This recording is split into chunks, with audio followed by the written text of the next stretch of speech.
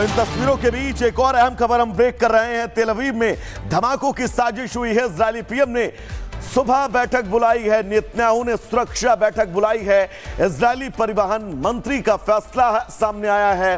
बस और ट्रेन सेवाएं फिलहाल अगले आदेश तक निलंबित की जा रही हैं, क्योंकि इन बस धमाकों के बीच किसी तरह की जनहानि ना हो। इजराइल की प्रायोरिटी ये है, प्राथमिकता ये है, और यही वजह है कि वहां के परिवहन मंत्री ने फिलहाल उन सभी सेवाओं को अगले आदेश तक के लिए स्थगित कर दिया। और ये तस्वीर जो आप देख रहे हैं अपनी टीवी स्क्रीन के दाहिनी तरफ, ये वही संदिग्ध शख्स है जिसकी संदिग्धता इस बात को लेकर दर्ज की जा रही है कि इजराइल के तेल अवीव में हो रहे धमाके इस शख्स की साजिश का ही हिस्सा हैं। फिलहाल जांच लगातार जारी है। पीएम नेतन्याहू लगातार बैठकें कर रहे हैं, लेकिन इन बैठकों के बीच सबसे अहम बात यह कि आखिर इजराइल के तेल अवीव में ये धमाके क्या कोई बड़ा संदेश देने के लिए किए गए हैं? तो चलिए उस बीच एक और अहम खबर आपको बता दें। दरअसल सोल लीडरशिप कॉन्क्लेव का पहला संस्करण आज आयोजित किया जाएगा। पीएम मोदी कॉन्क्लेव का उद्घाटन करेंगे। सुबह 10:30 बजे का वक्त होगा जब भारत मंडपम में इस कॉन्क्लेव का आयोजन किया जाएगा। प्रधानमंत्री इस सभा को संबोधित करेंगे। भूटान के पीएम इस कार्यक्रम के मुख्य अतिथि के तौर पर आज भारत मंडपम में आपको नजर आएंगे। प्रधानमंत्री नरेंद्र मोदी का आज बहुत अहम संबोधन, और इस संबोधन के बीच सुनना होगा प्रधानमंत्री नरेंद्र मोदी आखिर क्या कुछ कहते हैं।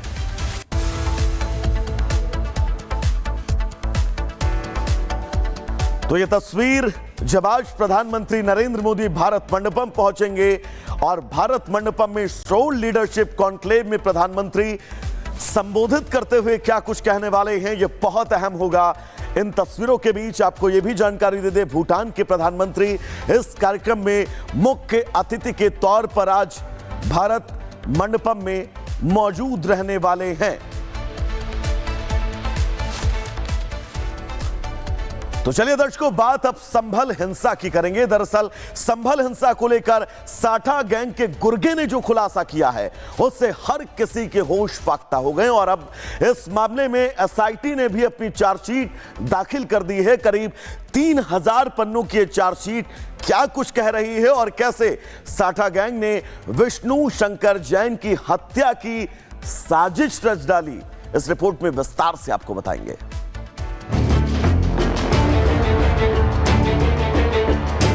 इसके द्वारा यह भी बताया गया कि जो 24 तारीख को जो हिंसा है उसमें एक कोई वकील है, उस व्यक्ति को खत्म करना है।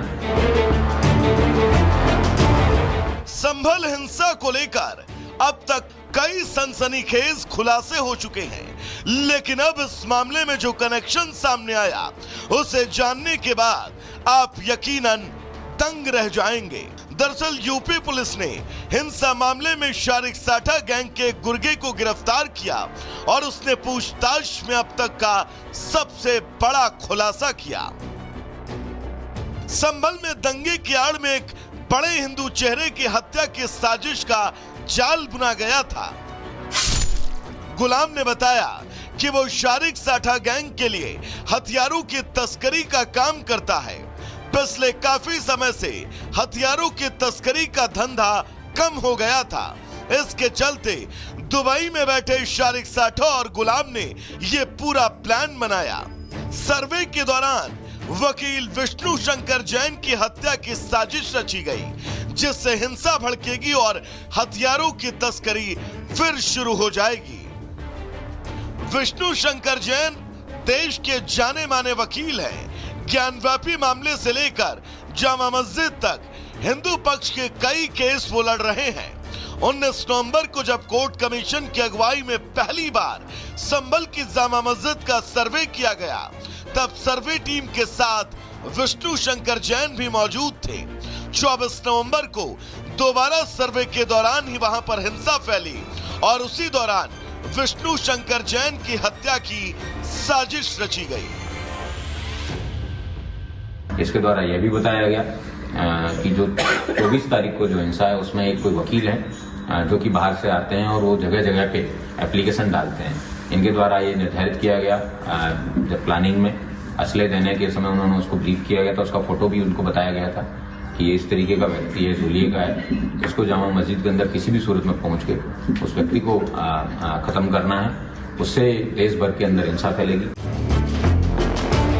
वहीं पुलिस ने आरोपी गुलाम का सियासी कनेक्शन भी खोज निकाला और बताया कि साल 2014 में संभल के पूर्व सांसद शफीकुर रहमान बर्क के कहने पर गुलाम ने एक कैंडिडेट के खिलाफ फायरिंग तक की थी। वर्ष 2014 में यहाँ से शफीकुर रहमान बर्क नाम के व्यक्ति हैं, जो इस दुनिया में नहीं है अभी। इन्होंने समाजवादी पार्टी से चुनाव लड़ रहे थे। एक अन्य राजनेता जो मुस्लिम बिरादरी के ही हैं, वो किसी अन्य को सपोर्ट कर रहे थे।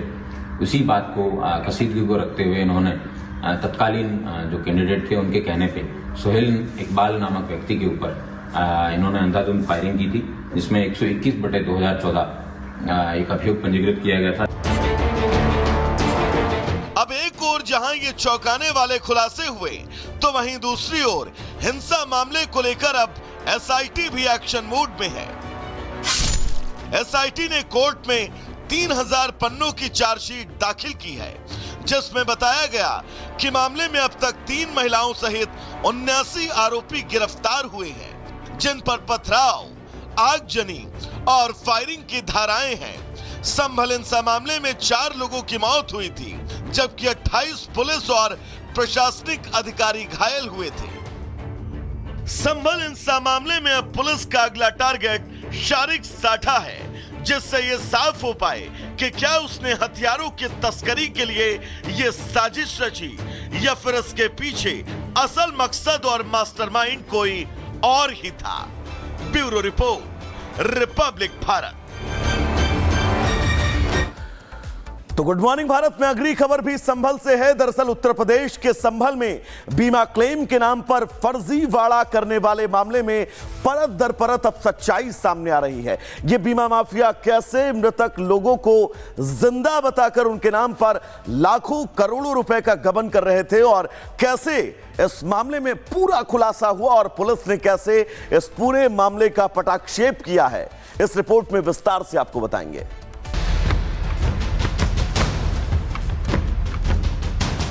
संभल पुलिस ने बीमा पॉलिसी के नाम पर चल रहे बड़े फर्जीवाड़े का पर्दाफाश किया है और बीमा क्लेम के नाम पर करोड़ों रुपए हड़पने वाले गैंग के 6 गुर्गों को धर दबोचा है, जिसके बाद यह खुलासा हुआ कि इस बीमा माफिया गैंग का जाल 1-2 नहीं बल्कि 12 राज्यों में फैला हुआ है। संभल पुलिस ने जिन 6 बीमा माफियाओं को गिरफ्तार किया है, उनमें यस बैंक के 2 deputy manager, 2 east India investigation company के मालिक भी शामिल हैं। संभल के एसपी ने